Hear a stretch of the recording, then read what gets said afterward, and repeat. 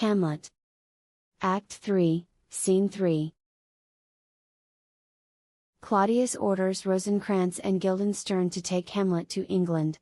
Polonius tells Claudius of his plans to spy on Hamlet's conversation with Gertrude.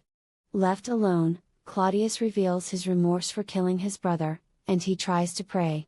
Hamlet comes upon him kneeling and draws his sword, but then stops to think that if he kills Claudius at prayer, Claudius will go to heaven.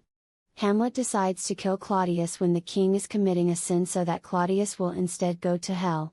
After Hamlet leaves, Claudius rises, saying that he has been unable to pray.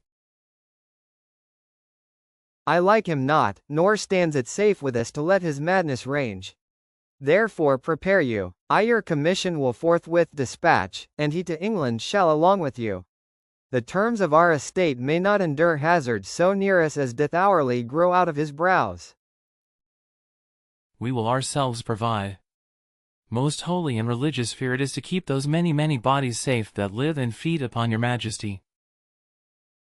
The single and peculiar life is bound with all the strength and armor of the mind to keep itself from annoyance, but much more that spirit upon whose will depends and rests the lives of many. The cess of majesty dies not alone, but like a gulf doth draw what's near it with it, or it is a massy wheel fixed on the summit of the highest mount, to whose huge spokes 10,000 lesser things are mortised and adjoined, which, when it falls, each small annexment, petty consequence, attends the boisterous ruin. Never alone did the king sigh, but with a general groan.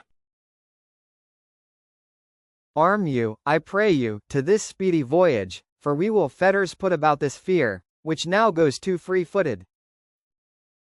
We will haste us. My lord, he's going to his mother's closet. Behind the arras I'll convey myself to hear the process. I'll warrant she'll tax him home, and, as you said, and wisely was it said, it is meet that some more audience than a mother, since nature makes them partial, should o'erhear the speech of vantage. Fare you well, my liege. I'll call upon you ere you go to bed and tell you what I know. Thanks, dear my lord. Oh, my offense is rank, it smells to heaven, it hath the primal eldest curse upon it, a brother's murder. Pray can I not, though inclination be as sharp as will. My stronger guilt defeats my strong intent, and, like a man to double business bound, I stand and pause where I shall first begin and both neglect. What if this cursed hand were thicker than itself with brother's blood? Is there not rain enough in the sweet heavens to wash it white as snow? Whereto serves mercy but to confront the visage of offense? And what's in prayer but this twofold force, to be forestalled ere we come to fall, or pardoned being down? Then I'll look up, my fault is past, but, oh, what form of prayer can serve my turn? Forgive me my foul murder. That cannot be, since I am still possessed of those effects for which I did the murder, my crown, mine own ambition, and my queen. May one be pardoned and retain the offense? In the corrupted currents of this world, offence's gilded hand may shove by justice. O limed soul, that, struggling to be free, art more engaged. Help, angels, make assay, bow, stubborn knees, and heart with strings of steel be soft as sinews of the newborn babe. All may be well. Now might I do it, Pat, now he is a-praying, and now I'll do it. And so he goes to heaven, and so am I revenged. That would be scanned. A villain kills my father, and for that, I, his sole son, do this same villain send to heaven.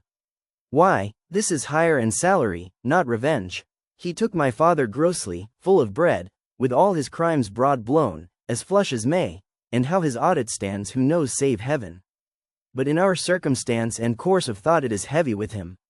And am I then revenged to take him in the purging of his soul, when he is fit and seasoned for his passage? No, up sword, and know thou a more horrid hent. When he is drunk asleep, or in his rage, or in the incestuous pleasure of his bed, at game, a swearing, or about some act that has no relish of salvation in it, then trip him, that his heels may kick at heaven, and that his soul may be as damned and black as hell, where't it goes. My mother stays, this physic but prolongs thy sickly days. My words fly up, my thoughts remain below, Words without thoughts never to heaven go.